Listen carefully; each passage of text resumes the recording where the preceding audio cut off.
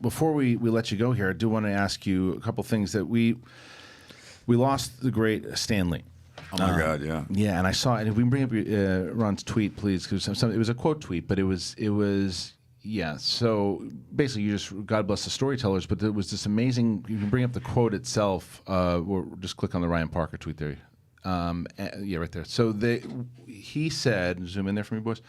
I used to be embarrassed because I was just a comic book writer while other people were building bridges or going to medical careers, and then I began to realize entertainment is one of the most important things in people's lives. Without it, they might go off the deep end. I feel that if you're able to entertain, you're doing a good thing. I thought this was such a great quote. It really summarized who he was as a man, and I think that for what we all do, that you just look and you go, yeah. I mean, that was like kind of like a breath of like, yeah, that's absolutely correct, because there are those times like, I live across the way from your medical students, and I'm like, I'm going to go talk about aliens on the air, but I'm like, but it's entertaining people. And I've gotten messages from people that say, thank you, my day is so much better now because you guys made me laugh, you made me do that, and you realize from a quote like that and what he was doing. Did you get a chance to meet the man, and what did he mean to you overall throughout your career, if so? I did get a chance to meet him. I never worked for Marvel. I never worked on a Marvel project, so I never got a chance to get in the weeds with him like I would have loved to. And now that he's gone, you realize, oh man, this was one of those.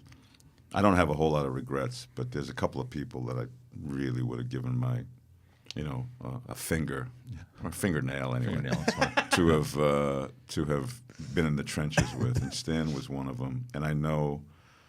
I'm good buddies with Johnny Barenthal and Theo Rossi and tons of people who were truly impacted with his imagination and the opportunities that he, provided for those of us who work in the fantasy,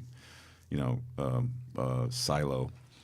And they're just ripped apart by that loss so he must have been something to work around, something to somebody to really, really pull your heartstrings to have been around and to collaborated with.